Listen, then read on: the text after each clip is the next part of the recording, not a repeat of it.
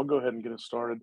I think whenever I was a teenager, I grew up in your pretty Sorry. typical Baptist church, and life groups or Sunday school, what we called it then, is pretty much your kind of your deep discipling uh, time. That's kind of your time that's devoted to small group discipleship.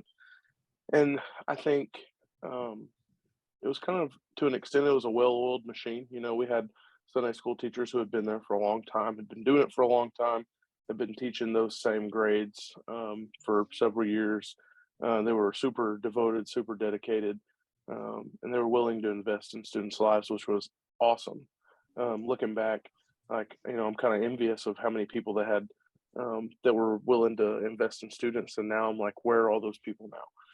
Even though I'm in a different church, in a different place, but I'm like, if I just had half those, maybe older 50s and 60-year-old, male and female volunteers that were willing to sit down with students for an hour and a half every week and, disciple them in a small group, we'd be in a great place. But because of that, because of it almost being a well-oiled machine in a way, I feel like we lacked depth and kind of personal connection.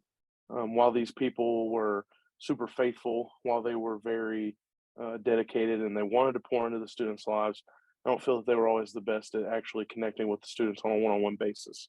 They had so much wisdom to offer, they had so much insight to offer, but I don't really feel like myself even and students around me took advantage of that. And I feel like we kind of lacked the connection. So we had a whole lot of knowledge and not a lot of connection. So therefore, we lacked a lot of life application from it. And so one thing, and I think one of the things that I strive for the most in ministry is whether it's me or whether it's any volunteers around me, I encourage everybody to, show authenticity. I think that's something that the next generation values a lot, really almost more than anything. They Mm. value authenticity. And so having somebody that's not just willing to be dedicated and has a lot of wisdom to offer and a lot of biblical knowledge to offer people, I think they really need to have that, authenticity and that connection with the students so that they are able to get on a more personal level and go deeper and actually show the students how to have life application along with this knowledge and wisdom that they're bringing.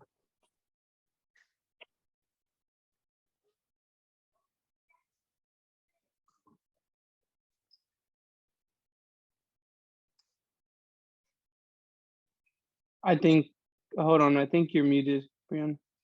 Yes. Sorry, the train was going by and I didn't know if y'all could hear it or not. I'm trying to think back. When I was a teenager, the youth group was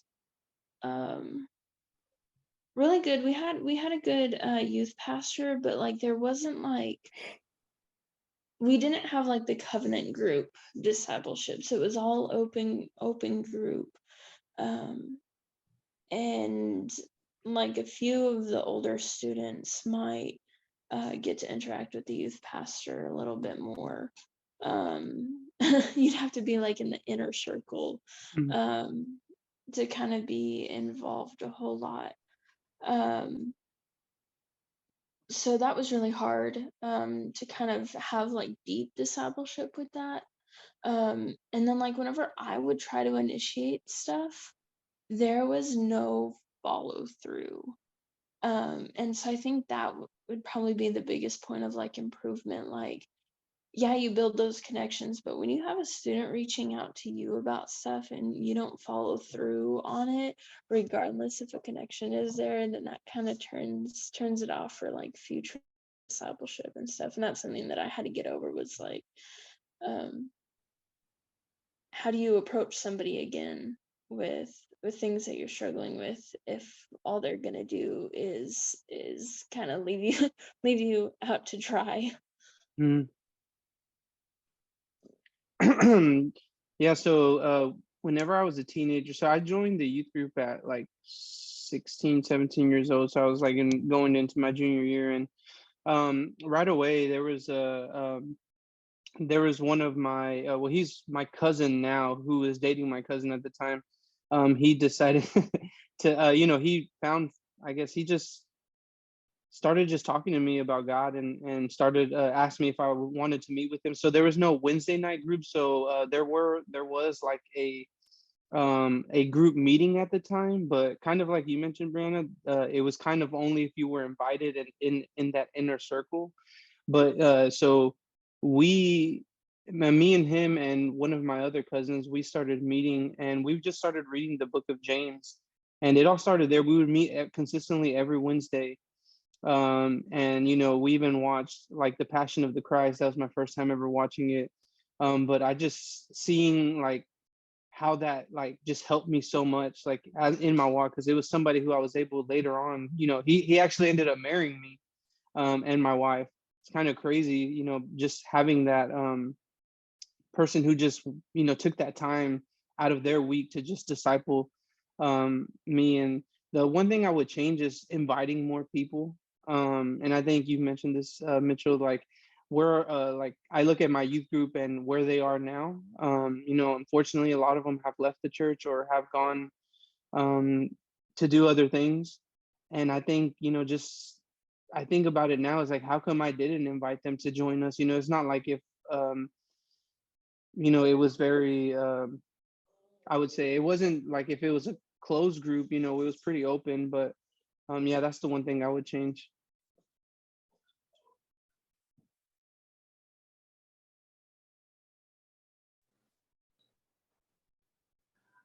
A church I attended as a teenager was small, and there has no specific discipleship course in our church.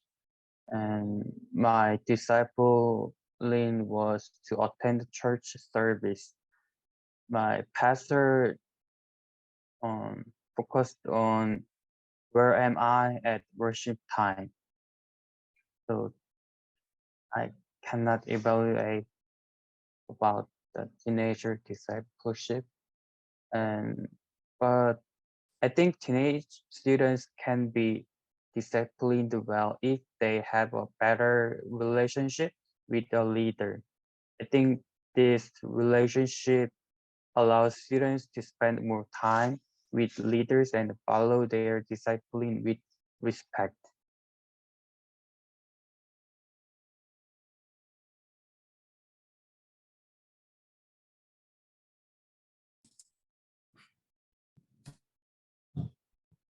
Yeah, I do.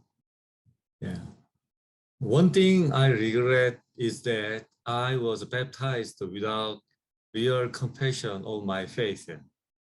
Uh, Even though I had a infant baptism, that was not my faith. But when I was 14 years old, I had some education for preparing a baptism for 4 weeks.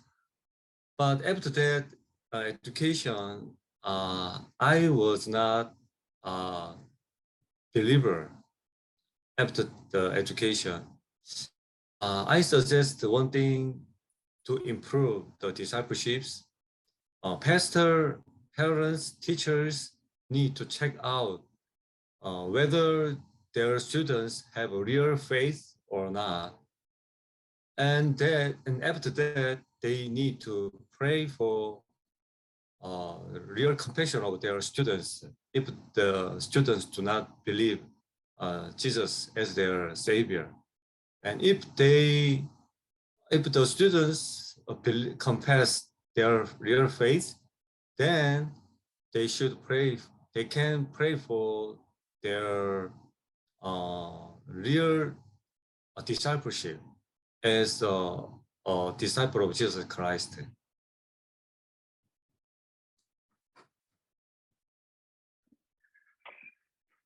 I guess to think about how to evaluate how teenagers discipled when I was a teenager, it was definitely very open group. It was Wednesday night gatherings, Sunday school gatherings, evening Sunday night gatherings was very much whoever shows up. And so I guess if I were to try to put it in a box, it was almost just kind of like, okay, whoever shows up, we're just kind of throw any kind of discipleship material at the wall and just kind of see what sticks. And so looking back at it, while I was one of those that sought that out, there was definitely those that were there that didn't really respond to it well. It was more of like they were there because, you know, it was church, right? And so the families wanted them there, so they were there.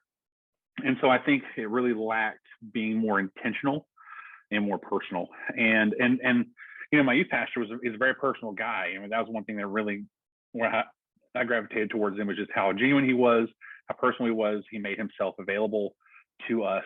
However, you know, there's 20, 25 of us, right? Like there's only so much personal connection that one guy can make. Because he had one or two other volunteers, but they weren't really intentional. They were just kind of there to kind of help corral us, you know? And so it was really him trying to be that personal connection for everybody. And so it ended up falling short. I think where, you know, God provided and that for my discipleship was just, I guess, like I'm the kind of personality that's just gonna, like, I'm gonna pursue that no matter what. And but not, unfortunately, not everybody's got that, you know, personality. And so all those that didn't have that connection and didn't have that, you know, personality to like seek after that, I think they kind of unintentionally kind of got left to the side. You know, it's like, okay, if you're not getting up, you're not keeping up with it, you know, then that's just kind of what it is. But then you see that, you know, 30% sticking with it, you know, sticking with church, you know, after they graduate. So I guess to make the greatest improvement, I think, and you know, it's kind of hard to make this criticism because we always go through this, but like you got to have more people that are going to be intentional, right? You know, Ross has said it. You know, you put a student in the room with a spiritually lackadaisical like prayer life and, you know, spiritual life, then in a year's time those students are going to be that same way, right? And so I think if he was more intentional on having other volunteers that were going to be intentional as well, they would have made more personal connections with the outliers of our group, and at least to be more intentional about discipleship.